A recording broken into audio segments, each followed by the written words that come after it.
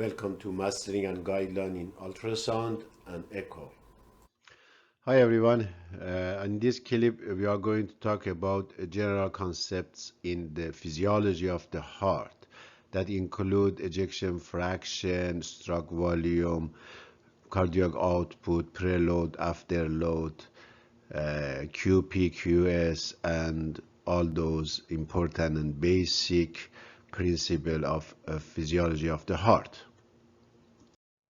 As you know, heart is a muscular pump that has two parts, left side and right side. Left side involved with the systemic circulation. It get blood, oxygenated blood from the lung and pumped to the all body. And right side is involved with pulmonary circulation that get all the oxygenated blood from the body and pump to the lung, and this cycle repeat every second almost. For evaluation of the heart, we need some parameter and scale that we can measure easily and accurately for evaluation of function of the heart. One of those parameters is ejection fraction. I have to emphasize that in this clip, I am going to focus on the left side, but it applies to the right side too. And in other clips, I am going to talk detail on function of each of those side, left side and right side separately. Here is just general concept. The definition of ejection fraction is the percentage of the blood that left ventricle pumps out with each contraction. In other words, the fraction of the blood has been ejected outside with one contraction. Let me put in this example with money. Everybody is good. Maybe it make it more vivid and clear. Imagine you have 140 bucks and you go out and spend some money. You come back and you see only 60 bucks left in your pocket. You want to see what fraction or what percentage of the money you spent. It's very easy. If you take 60 from 140, it gives you the amount of you spent here. And if you divided the amount of the spended to the total money you had it, and then multiple 100%, it gives you the fraction of the money you spent. Or in other words, spending fraction is here, for example, 57. In ejection fraction is the same. The fraction of the blood has been pumped with the one contraction. So for that matter, it's very easy. We go measure end diastolic volume that it was at the end of the diastole, the maximum volume of the left ventricle, minus end systolic volume, that whatever left, and divided to the whatever it was, end diastolic volume. And then multiple 100, it gives us ejection fraction. Let's see how in the practice we measure it. The easiest and more practical and almost accurate in most of the time technique for measuring ejection fraction is Simpson technique.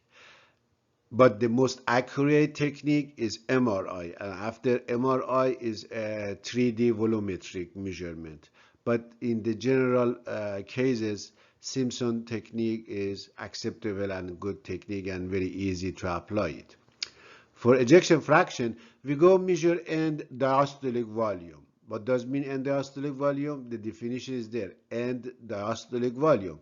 The volume of the left ventricle at the end of the diastole, because diastole is the timing for filling of the left ventricle.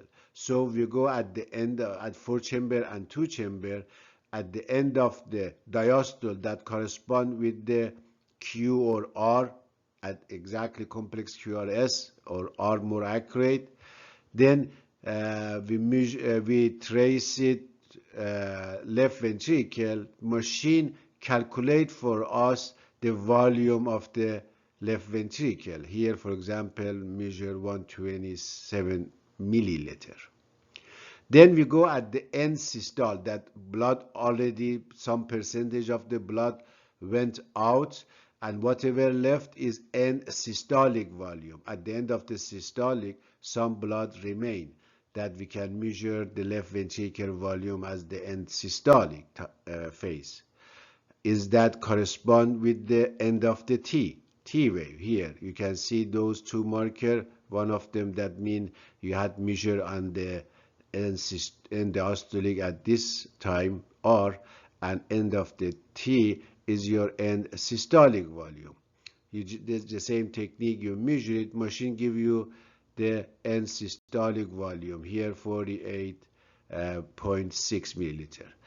Then we put it on this formula, or machine automatically calculated by this formula and give us ejection fraction.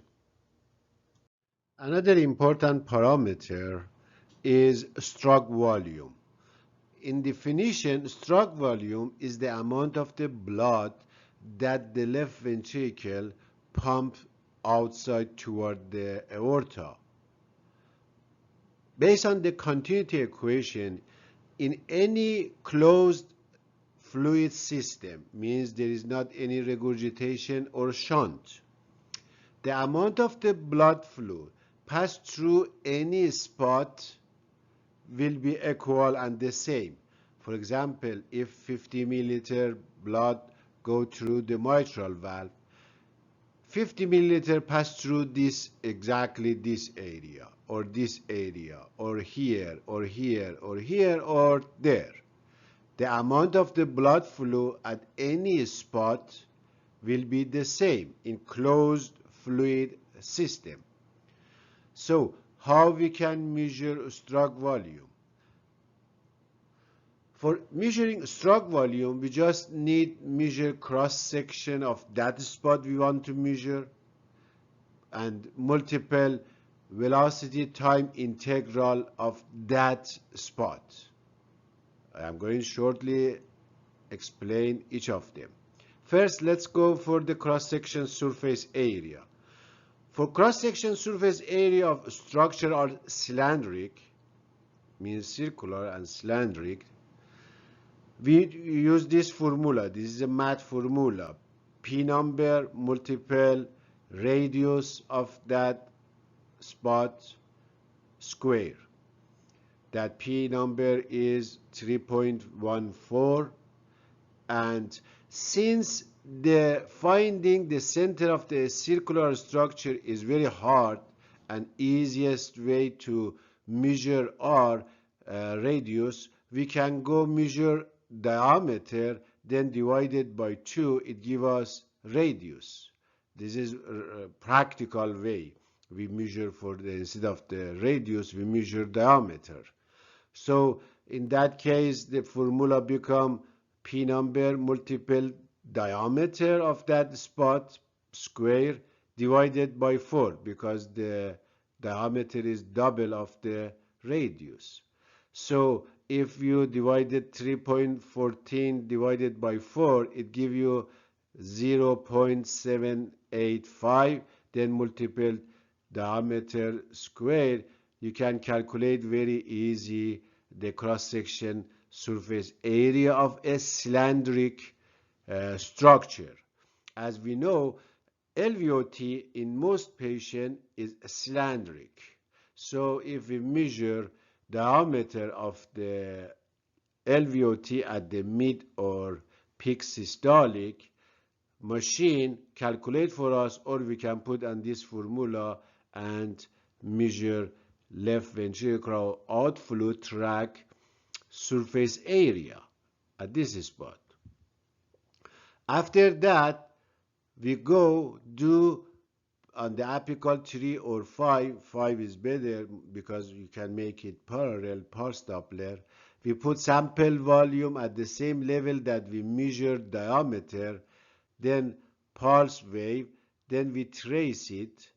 The machine, by having this number, calculate and tracing the envelope, it gives us the amount of stroke volume for that spot. That spot here is LVOT.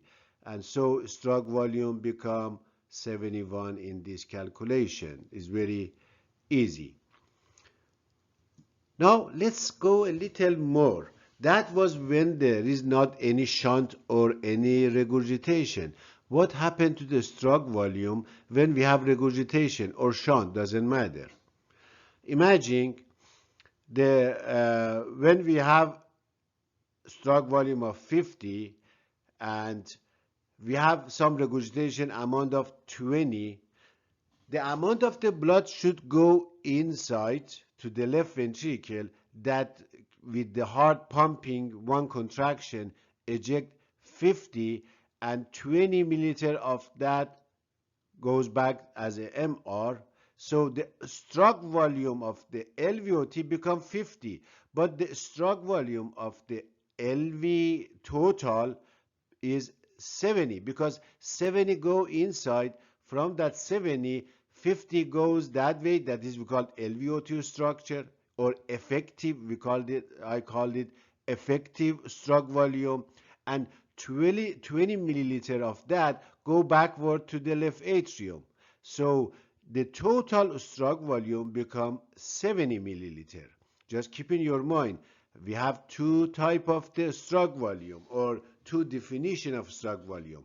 One is the stroke volume LVOT, or we can call it effective stroke volume, and another total stroke volume.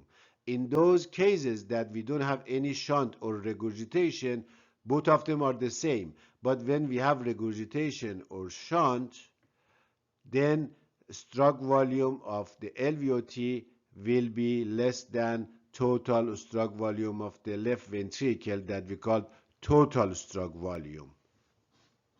Keep in your mind because it affects on the cardiac output calculation, ejection fraction, and all those stuff. We can use the same technique and law for measuring the amount of the blood flow passed through to any spot, here, and including mitral valve inflow. Very easy. And it should be the same as stroke volume of the LVOT if we don't have any regurgitation. How we do it? Very easy.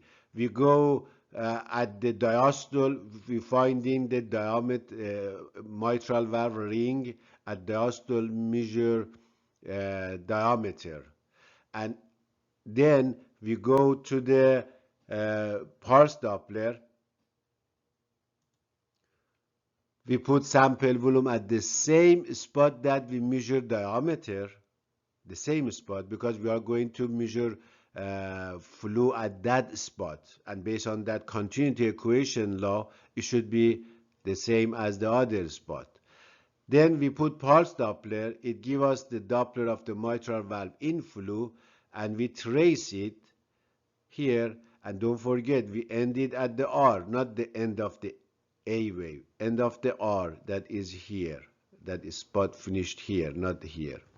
So with tracing, machine calculate VTI of the mitral valve. If you use cal on the machine give you amount of the blood flow that passed through to this spot. In other words, when you do both of them, LVOT or mitral valve inflow or stroke, the amount of the blood flow passed through from those spots should be the same. And this technique is very useful especially in mitral regurgitation volumetric measurement. And my recommendation to all of you that in those patients that they don't have any regurgitation, practice these two measurements, LVO2 stroke volume and mitral valve inflow volume or flow, amount of the flow or volume, the same. So if the patient doesn't have any regurgitation, any shunt, the amount of your measurement for the both mitral valve inflow and LVOT outflow stroke volume should be the same. A little 1% differences is acceptable.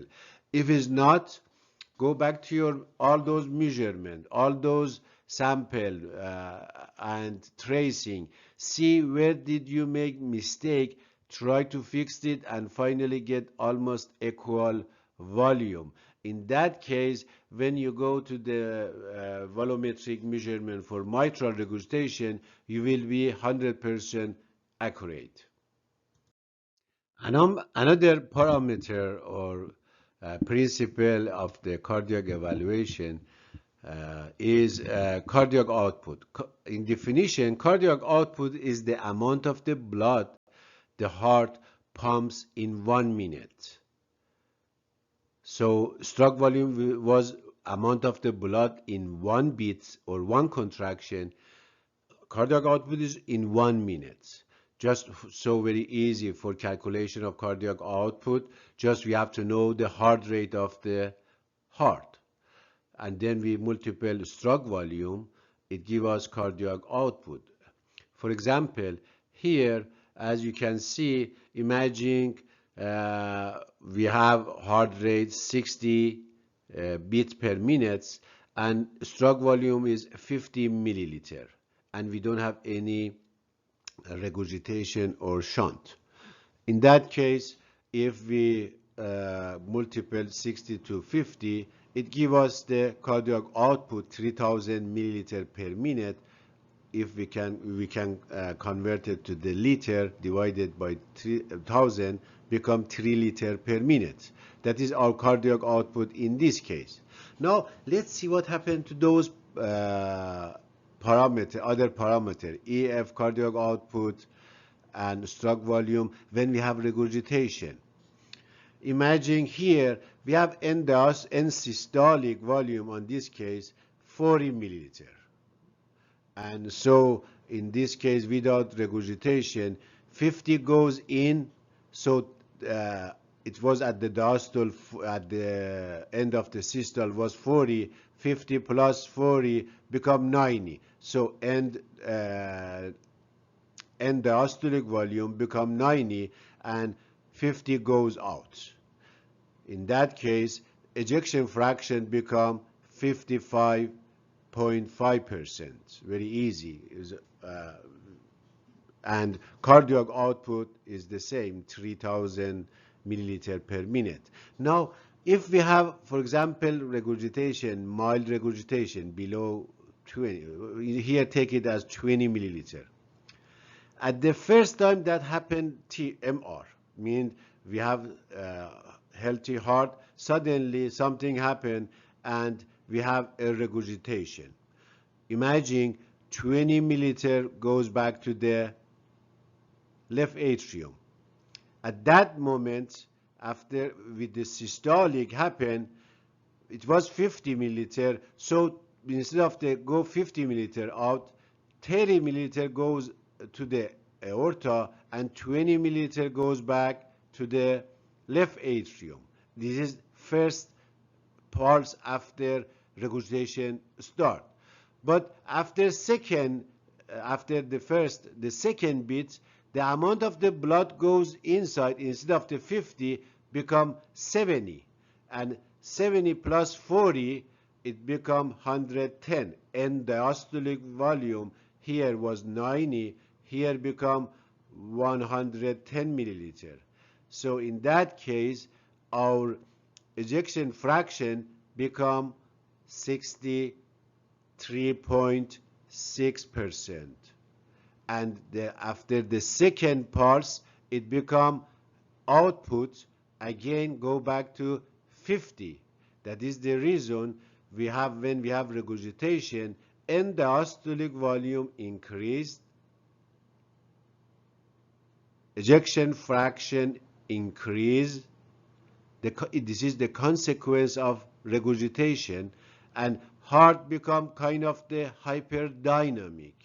Depending on the level of the regurgitation, this changes on the LV volume, and ejection fraction will be changed and go higher to some specific point that it cannot tolerate anymore, and we called it breaking point for the left ventricle, and then start dropping that I explained in the mitral regurgitation in detail. You can check it out. Based on this, you can see we have to make sure when we talk about stroke volume and cardiac output, we have to be more accurate. What type of stroke volume and cardiac output we are talking? We are talking about the effective systemic stroke volume and cardiac output, or no, total cardiac output and total stroke volume. Preload. As I mentioned in diastolic dysfunction clip, heart is an amazing structure. The arrangement of the muscular myocardium fibers and combination of the sarcomere lengths, elasticity of the sarcomere, elastin, collagen, and arrangement of those structure in action and in anatomically, the myocardium and globally heart act as a multiple different pattern of the spring, and those spring has recoiling property. When you push, depending on what type of the spring you have, pushing or pulling or bending, they have a recoil force. They want to go back passively, so they create some energy. In short, you can imagine the heart, left ventricle and right ventricle, both of them, doesn't matter, as a rubber balloon. When you blow up the balloon, it expanded, and if you expand more, it becomes stronger recoiling property and has more energy to push and eject the air outside. It happened the same in the inside of the heart, left ventricle, right ventricle. When we increase preload, preload means the amount of the pressure applied to the left ventricle. It is including volume or pressure. Both of them are the same direction. When we blow out the balloon, means we increase the volume and increase the pressure. That include, we called it more accurate, end diastolic volume and end diastolic pressure, both of them. To this property, that increasing end diastolic volume or end diastolic pressure that cause increasing ejection force, we called it Frank-Starling law. But you have to remember, this phenomenon, this law, has some benefit up to a specific point. If it goes beyond that I called it breaking point, it looks like you blow out too much to the balloon and suddenly rupture, or you pull a spring too much, suddenly this at a specific point it lose this recoiling property. So the heart has the same. This increasing preload that improved the cardiac output has some specific level, usually at the level that we called it enlargement or dilatation of the left ventricle.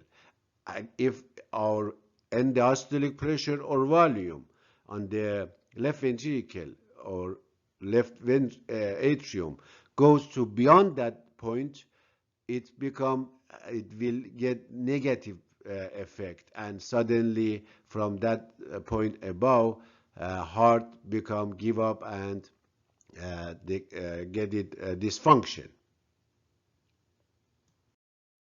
Afterload, or sometimes some lecturer and books, they use it as systemic vascular resistance. It's not very vivid. I like afterload more than systemic vascular resistance.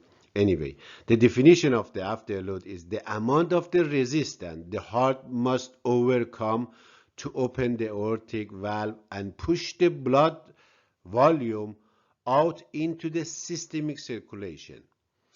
You can imagine any obstruction on the from the LVOT to the out. It can cause high afterload and resistance of the against the heart activity, so the heart should work harder. At top of them is when we have high diastolic pressure. Diastolic pressure is the pressure that apply to the aortic valve and keep it closed at diastole. So when diastolic pressure goes high, afterload goes high, so heart should working harder. Or when we have aortic stenosis, afterload goes high. Or when we have LVOT obstruction in HOCM, hypertrophic obstructive cardiomyopathy. In all those stuff that has high afterload, since heart should work harder against a high force, it become hypertrophy. It looks like when you working with the heavy or heavy weight or lifting, if you use heavier more, your muscle become thicker. It's the same. So increasing afterload cause increasing thickness of the myocardium. That is the reason, one of the finding on all those situations, we have high afterload, we have hypertrophy of left ventricle, or other way in the right side. If we have pulmonary hypertension, we have hypertrophy of the right ventricle wall. Another important concept is QP to QS. Q stand for the flow and P pulmonary and S systemic. So in this parameter, we measure the ratio of the pulmonary circulation to the systemic circulation. As you know, the heart has two. They are closed and related to each other. Whatever go to the left, it goes to the right. Doesn't matter. It's closed system.